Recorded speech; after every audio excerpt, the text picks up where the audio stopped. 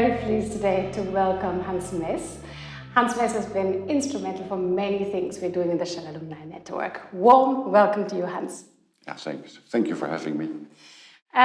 So maybe it's useful, first of all, to introduce yourself properly. I know, of course, a little bit about your background. You have 30 years of experience as an engineer. Maybe you want to put a little bit of color to it yourself. Yeah. So I'm a mechanical engineer, studied in Delft University, and I joined a nuclear engineering company. And then I worked there for 4 years before switching to Shell. And within Shell, I've worked in maintenance, engineering, projects, construction, project services, etc. for 30 years. I've always been in and around projects. And what was your kind of most senior job that you've held, and how many people have you been leading in that time? In the last 10 years, I was the vice president for project services, which is project controls for capital investment projects, etc. And at the peak, there were about 1,100 people distributed all over the globe. So you were known for your extremely strong networks, and that's why we're particularly happy to have you in the Shell Alumni Network, because this is also a network that really thrives on warm relationships and knowing who does what, and you always really had a great comprehension of who cares for what, who's good in what. So maybe a couple of words around what you're doing in the Shell Alumni Network, and what is the Shell Alumni Network to begin with? Yeah, Shell Alumni Network is, as the name says, right, it's a collection of people that have worked for Shell, long or short. And my job in the Shell Alumni Network is I'm the chairman of the supervisory board. And that's why we meet every month. We talk about new things and developments and how is it going, etc. And one of the latest new things is the Pecten network.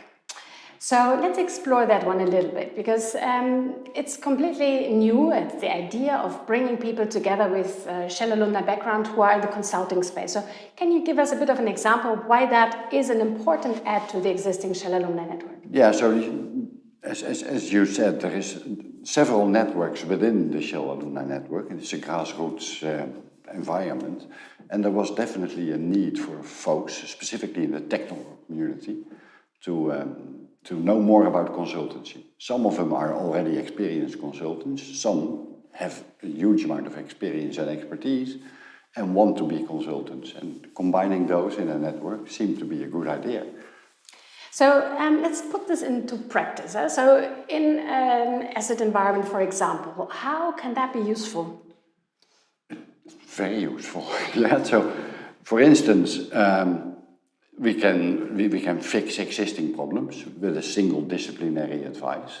So someone says, my pump is broken, how can I fix it? Breaks every time. Well, we have an experienced rotating equipment engineer in the network. But there is also folks that have bigger problems. For instance, I can give an example, right? Mm-hmm. So when I was leading mechanical engineering, there was a request for an integrity review of a refinery. They had a couple of incidents and wanted to prevent new incidents.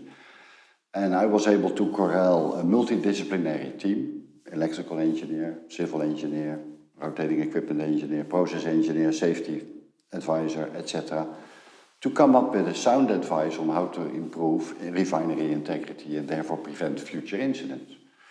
And I think that's a great example of integrated teams. Absolutely, and I find it fascinating that people who have such a completely different engineering background and are so specialized can still come together as a team so quickly to indeed corral around the needs of the client. So what is it that keeps them together? What connects them? Yeah, I think within Shell we are one family. So we've had one set of norms and values, but what is most important is that these folks really care about what they do. So they care that the advice that they give is actually useful. They care that the advice that they give can be implemented easily, etc., etc. I think the care for equipment and other people is something that binds them together. Mm. And that's still true probably once people have left the company, I suppose, right? So you experienced it back then. You see that the same thing is true still today? Yeah, they do the same thing. Hmm. And the care part, I just wanted to understand a bit more about how that works when you're going into an asset where maybe people with less experience are present. How can this group also help to train people, for example? Well, when they come to a refinery or a facility, they meet people that have less experience. Yeah. So number one, the care that they have for their equipment that radiates from them, so that brings it across. But secondly, of course, the close one-on-one relationship that they develop during a couple of weeks with the folks on the other side. At the same time, they mentor and coach. So the other folks learn. Yeah. So how can that also be potentially beneficial for startups? I wonder. So in a less experienced environment where people have bright ideas, how do you consult in that space? I think you have actually consulted for some startups, right? Startup companies are number one, small, so they don't have a huge amount of people. Number two, they are fast. Yeah, because startup needs to be fast. Number three, they've got lots of intelligent, bright, great ideas, fast-thinking people. But usually what they don't have is a huge amount of experience. And that's where we can help them out. Yeah? You can coach individuals, you can provide expertise where they don't have it, etc. When it comes to Pecten, we've talked about the traditional asset environment, also the startup environment. But when you think about the next 5 to 10 years, really the future where we're all trying to contribute to energy transition, a more sustainable energy picture overall, is Pecten future-proof from your point of view? I think so.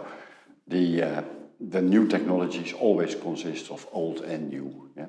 Think about the huge hype this moment around hydrogen. Well, hydrogen is the smallest molecule, but there is experience with hydrogen within the community already. Yeah? Refineries have got hydrogen in it, so that we've been operating with hydrogen for 125 years. So combining old and new, definitely I think is possible. And I think, therefore, Pecten is future-proof. That is a very good message to close with. Thank you so much, Hans. I appreciate joining us here today, and we're looking forward to making that journey into the future together with you. Thank you. Yeah, thanks for having me.